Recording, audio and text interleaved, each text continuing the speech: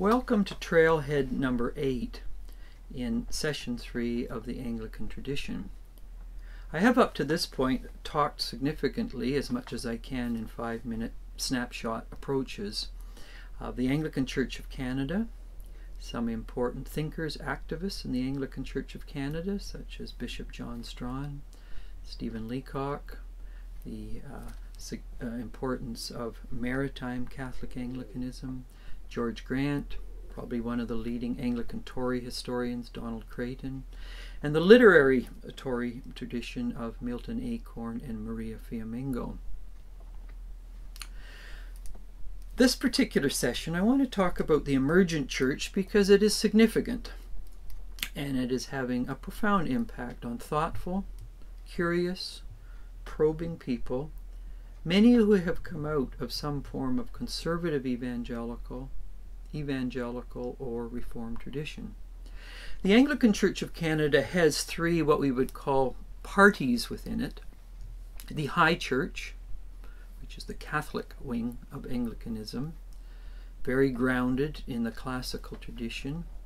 very committed to ongoing dialogue with the Roman Catholic and Orthodox heritage. This is what we may call the Mother Church heritage. An aspect of Roman Anglicanism emerged through the Reformation, and this is where we begin to get the birth of Low Church Anglicanism, the Reformed heritage, the evangelical, and in large parts in the last few decades of the charismatic wing of Anglicanism. There is also the Broad Church in Anglicanism, which is the liberal tradition, which emerged at a period of intense conflict in the 16th, 17th century, where people were attacking one another in how you interpret the Bible, in which confessions emerged, in which denominations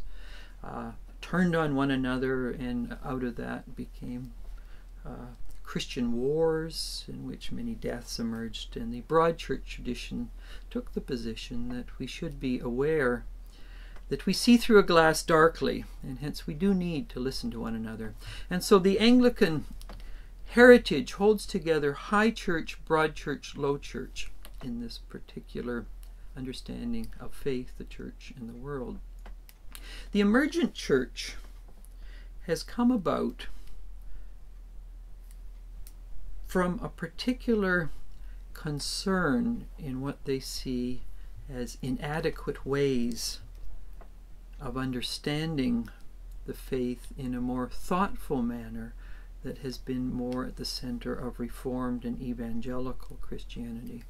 Three of those issues I mentioned earlier were the violence of God, which we find in the Hebrew canon or the Old Testament,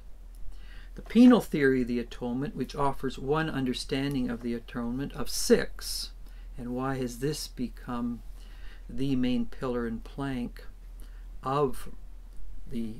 Reformed and evangelical tradition when there are many other options to turn to, and the recent film Hellbound, which many from the Reformed evangelical tradition take a position of eternal torment if people have not accepted Christ in this life. Now, the Emergent Church, at its best, has dared to raise serious questions because most within the Emergent Church were raised within a certain understanding of the authority of the Bible and the relevance and significance of it for our lives, and it being an inspired book, being inerrant, infallible. And so as they take this text seriously, they see significant problems in understanding God and the relationship of God to humans and to the natural world itself. Now, many from the Emergent Church, they feel that in fact the forms of Protestant Christianity they grew up with cannot adequately address and answer these questions, and so they